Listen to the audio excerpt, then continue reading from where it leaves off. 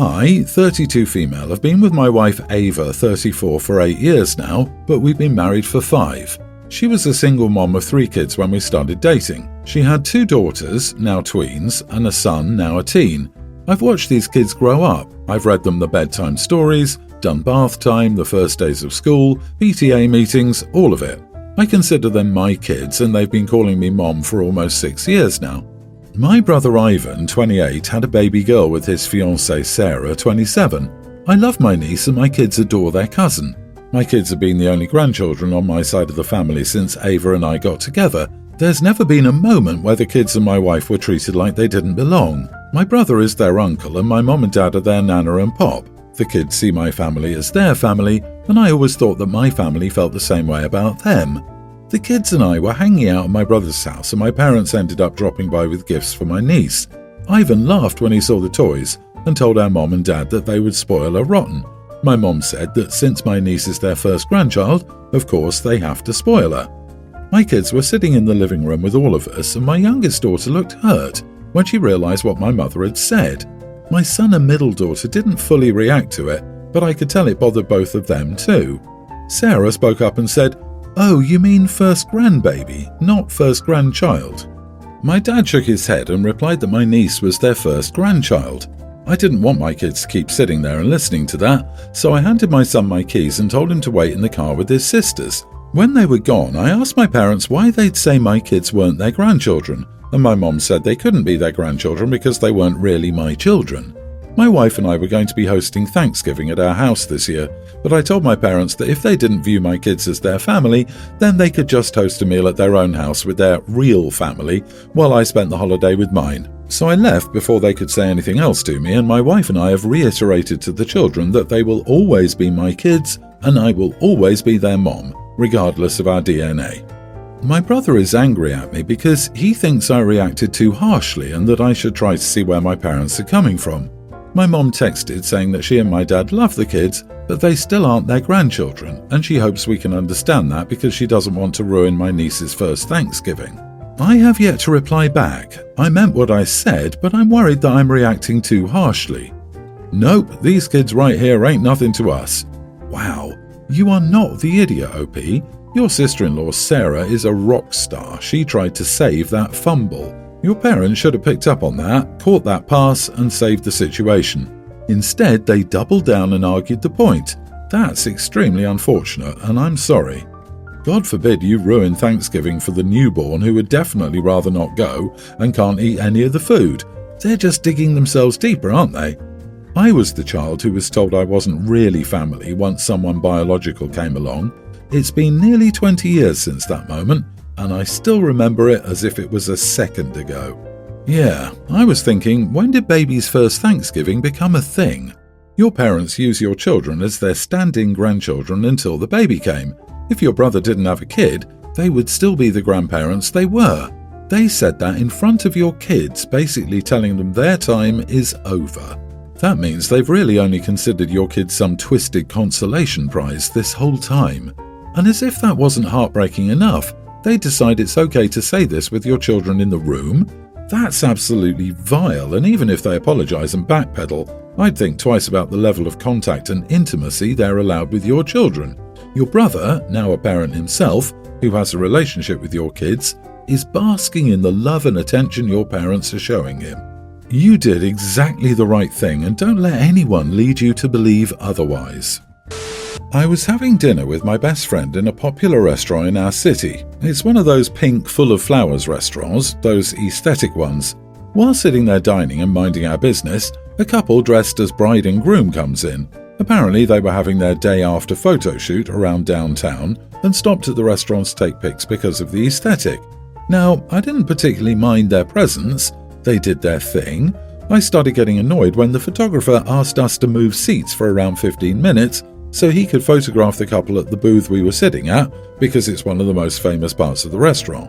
We kindly declined as we were already dining, having a table full of meals.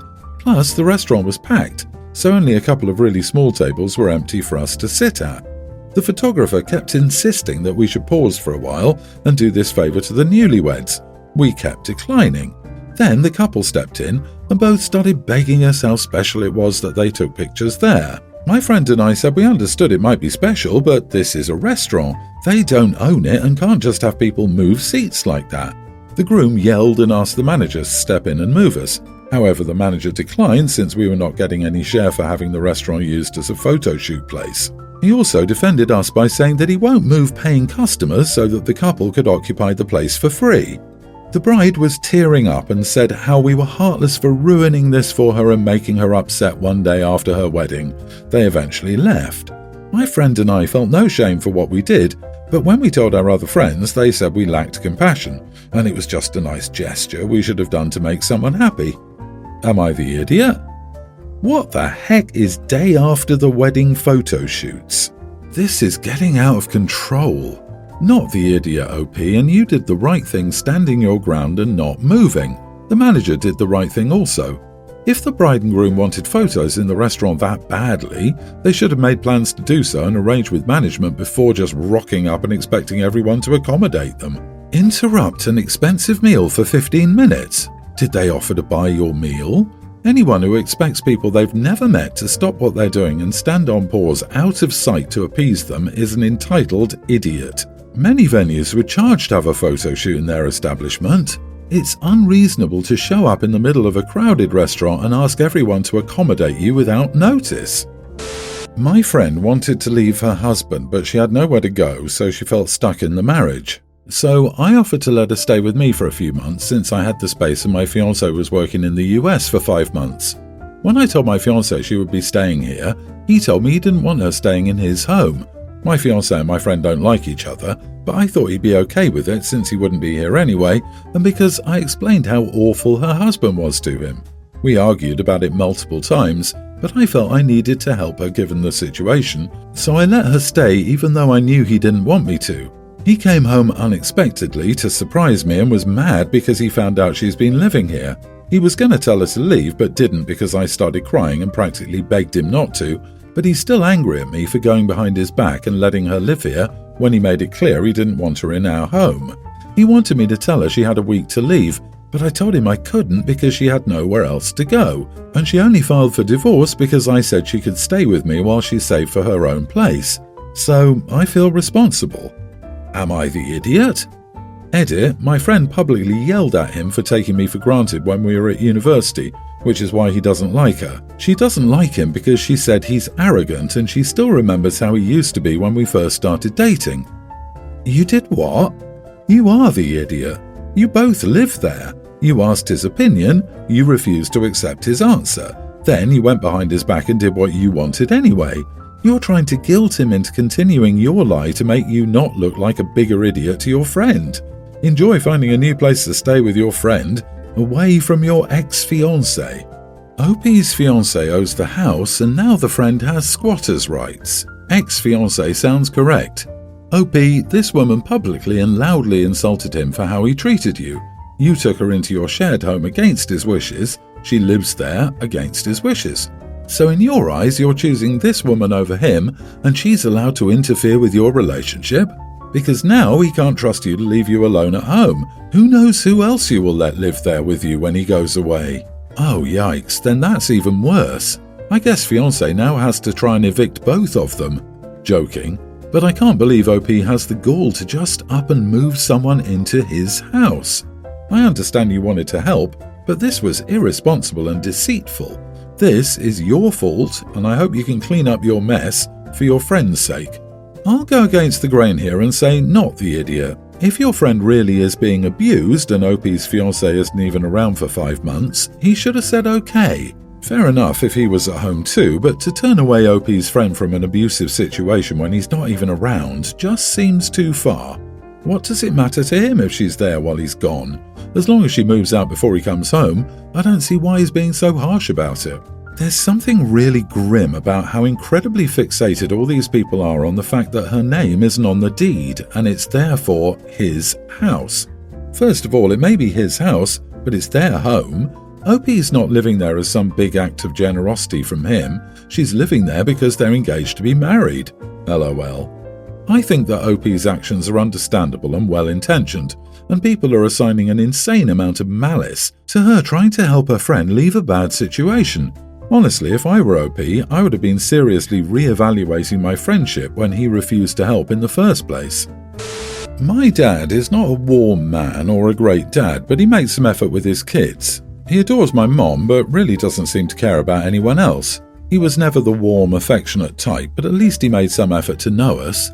The issue is, I've been with my wife Maddie for 6 years, and he knows nothing about her, literally. He's never tried to initiate a conversation with her beyond basic greetings, hasn't been very responsive when she talks to him, and basically after 6 years, they're still strangers.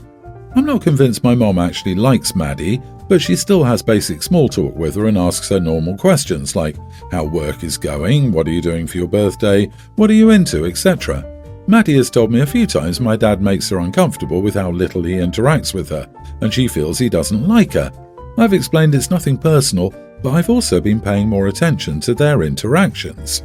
We recently spent a weekend away with my parents, and he only spoke to Maddie once, and it was to ask what she wanted on her sandwich, and only because my mom sent him to ask.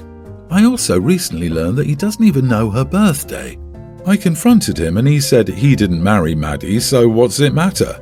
I was pretty annoyed and said that was weird and hurtful. I told him he needed to treat her like a human being and a family member. He said he is treating her like a human being and he doesn't want to talk to most of them either. I finally laid down a boundary that he cannot meet our son, due in January, until he shows some basic interest in Maddie. I explained that my wife is not an incubator and that he can't be around our son unless he can treat her like a person. My dad rolled his eyes but said okay, but my mom went crazy and said I was ruining the family and asked if this was really coming from Maddie or me. She said her own father-in-law knows nothing about her. Dumbest argument ever, as my dad has been no contact with him for decades.